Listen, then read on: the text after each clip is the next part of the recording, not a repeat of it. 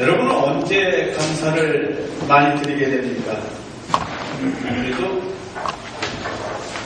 감사하다 하는 생각을 할 때는 내게 뭔가 기쁨이 생기는, 만족할 만한 어떤 것이 얻어졌을 때, 주어졌을 때, 또 내 마음이 만족할 때 감사합니다 하는 그런 감사를 많이 하게 됩니다.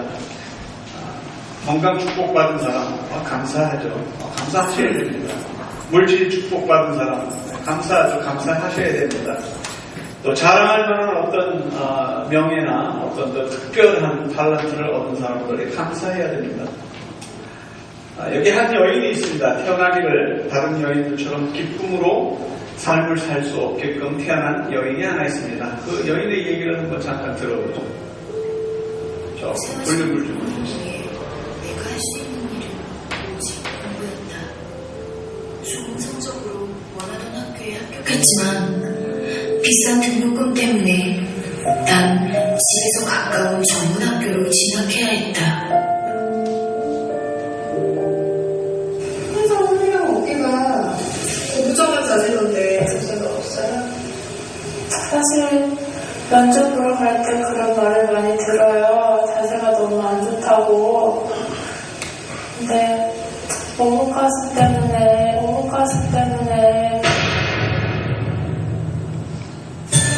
선천적으로 과도하게 함몰된 가슴뼈의 기형증상, 오목가슴, 호흡곤란을 부르는 푹 꺼진 가슴 연골, 울퉁불퉁하게 들어간 비대칭적 함몰된 가슴, 궁정하게 휘어진 어깨와 허리. 아유, 안 돼. 왜 그렇지?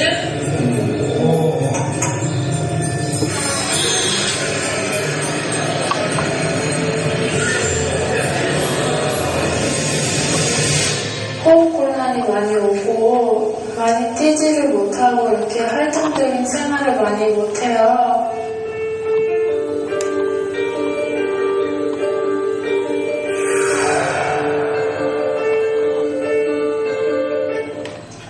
이렇게 태어났기 때문에 그녀는 눈물로 세상에 무릎을 꿇고 호소할 수밖에 없었습니다. 마지막으로 본인이 하고 싶은 얘기 마음껏 하실 시간 드릴게요.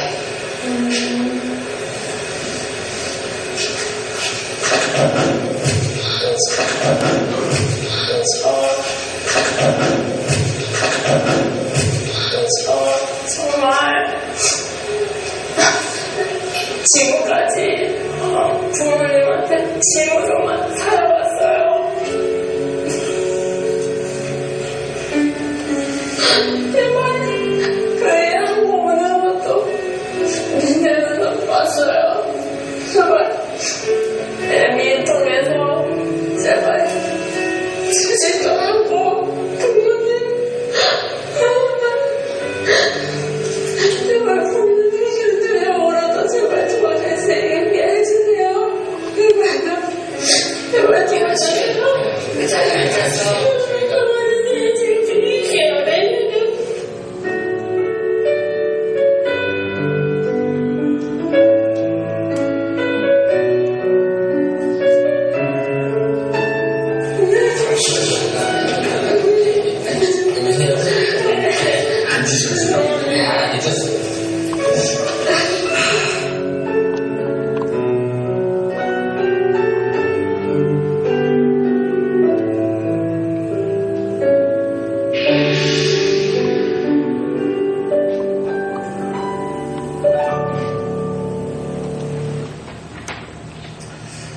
그래도 이 여인은 돈을 빌릴 때도 있었고 또 긁고 호소할 것도 있었습니다. 근데 오늘 본문 말씀해 보니까 그런 호소해서 도움을 얻을 거는 고사하고 당장 입에 풀칠할 것도 없는 거예요. 그래서 오늘 본문 17절 18절을 다시 읽어보니까 무화과 나무가 구성치 못하고 포도나무에 열매도 없고 감람나무에 소출도 없고 밭에 식물도 없다는 얘기는 뭐예요? 이제 먹을 것이 없다는 거예요. 우리의 양도 없고 외양간에 소도 없다는 거예요. 이렇게 없는 상태, 이제는 굶어 죽을 수밖에 없는 그런 상태에서 여호와를 인하여 즐거워하며 나의 구원을 구원의 하나님을 인하여 기뻐한다. 지금 하박국 선지자한테는 없는 것 투성입니다. 아예 없는 것 투성이 아니라 아예 없는 거예요. 어디 도움을 청할 때도 없고 어디서 좀 꾸을 때도 없고 어디서 이렇게 따로 보관해 놓은 것도 없고 아예 아무것도 없는 거예요.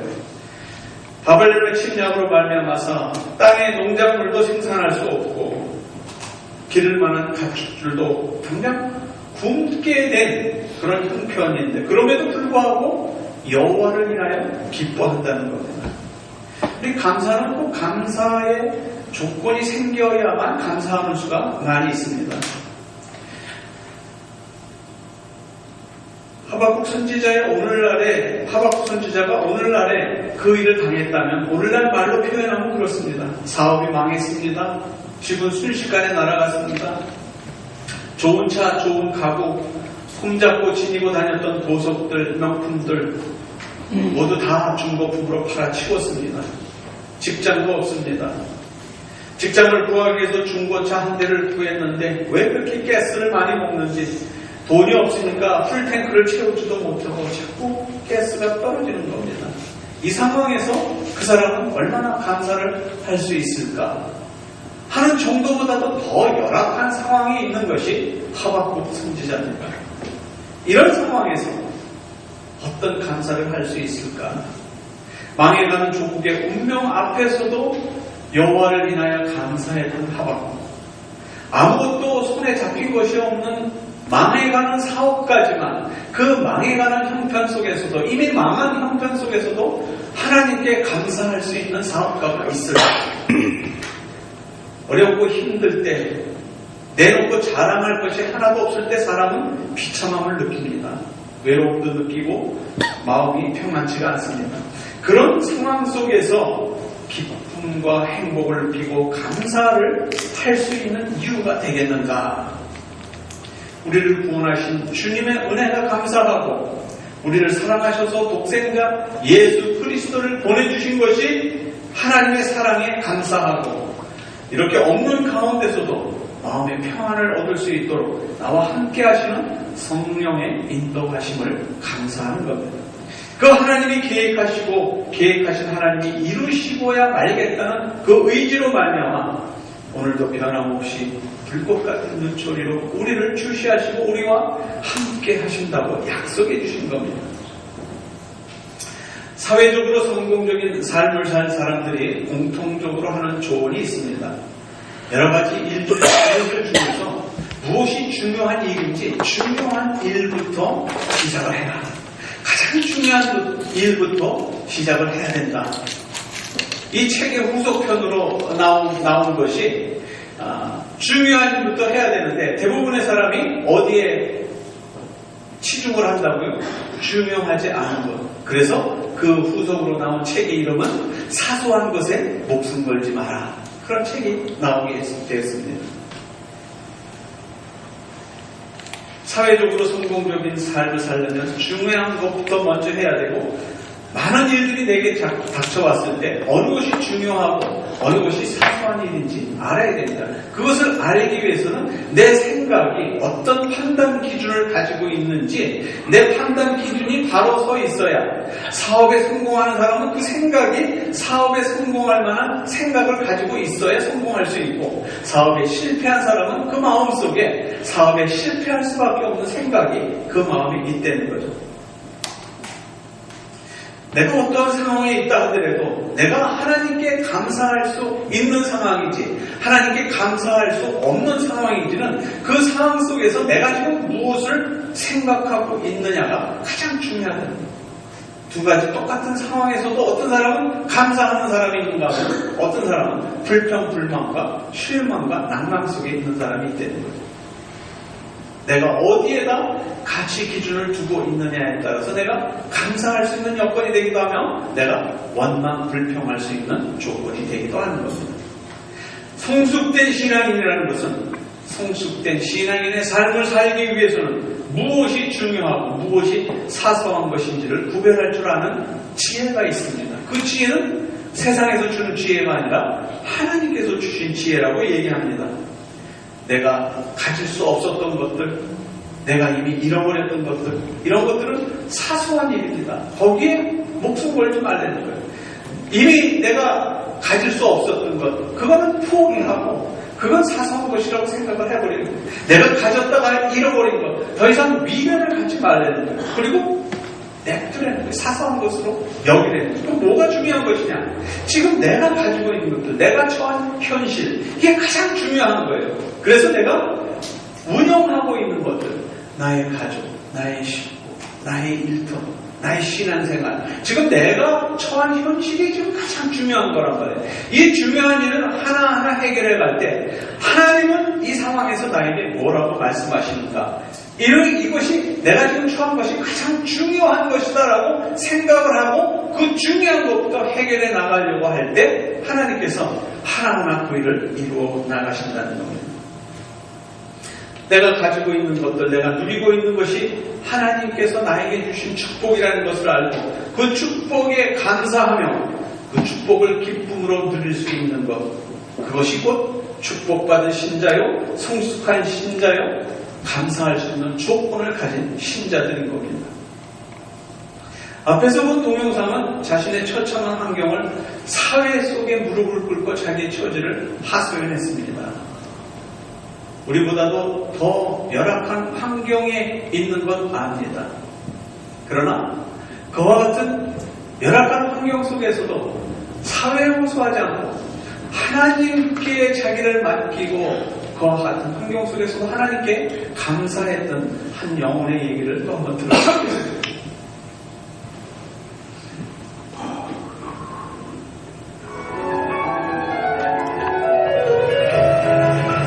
(2000년 7월 30일) 밤에 일어난 일이었습니다.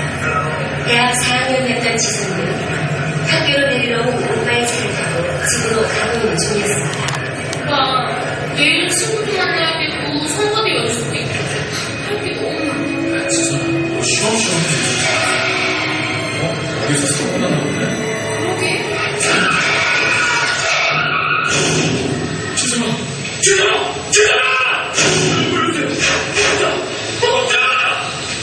한 음주운전자가 낸 사고였습니다. 만취된 상태에서 운전하다가 지선이가 단지가 끝까지 주십니다. 다행히 오빠는 무사했지만 지선이는 온몸의 반 이상이 3도 화상을 입게 되었습니다. 처음엔 살 가망이 없어 보였습니다. 사고 후 7개월 동안 무려 11번의 대수술. 지선은 처음엔 딱지가 떨어지면 원래 얼굴로 돌아갈 줄 알았습니다. 그러나 더 이상 곱던 예전의 얼굴은 찾을 수가 없었습니다.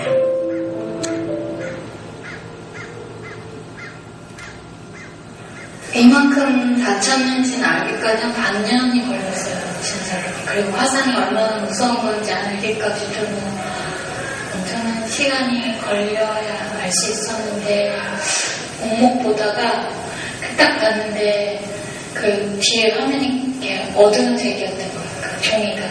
그래서 얼굴이 딱 비치는 거예요. 너무 놀라서. 근데 그때는 그냥 일단 너무 충격적이었고 아니야 잘못 봤어 이렇게 해서 잊어버리려고 막 했었고 그랬었죠. 엄마, 괴물 같아. 괴물인가봐. 저 이렇게 어떻게 살아요? 어떻게 살냐고요? 하나님 제발 저 좀 찬양만 들어주세요. 제발. 사랑하는 딸아라고 부르셨어요. 너를 세상 가운데 반드시 세우리라라는 약속과 희망, 병들고 약한 자들에게 희망의 메시지가 되게 하리라는 그런 약속의 말씀을 주셨어요. 소망이 생기고 마음에 믿음이 생기기 시작했어요. 보호자분, 양손 손가락 절단 동의서 쓰셨죠? 오른손만이 아니고요. 양쪽 손가락 8개를요. 지선아, 이리 어쩌니? 엄마, 울지 마. 엄마, 그래도 손가락 2개 났잖아. 그거랑 감사해야지. 그러니까 엄마 울지 마. 알았지?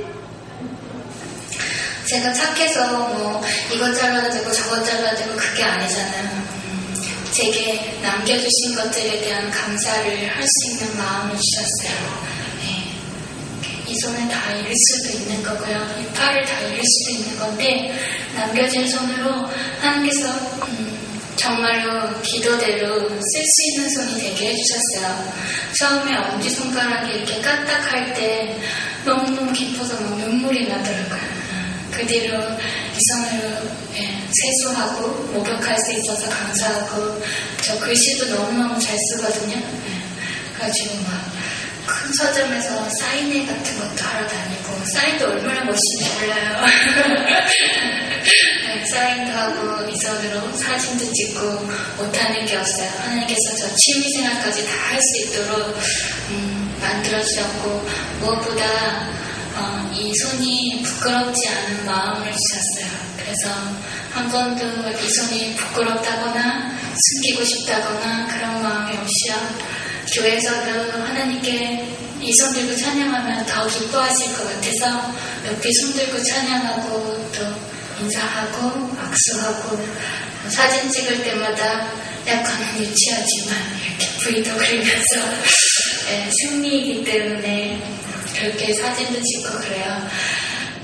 또 힘든 날들이 있겠지만 지금도 여전히 또 그럼에도 불구하고 진짜로 그것까지 다 하나님께서 해결해 주실 거고 만족시켜 주실 거고 또 하나님의 뜻을 이루실 거를 믿기 때문에 오늘 하루 진짜로 하나님께 감사합니다.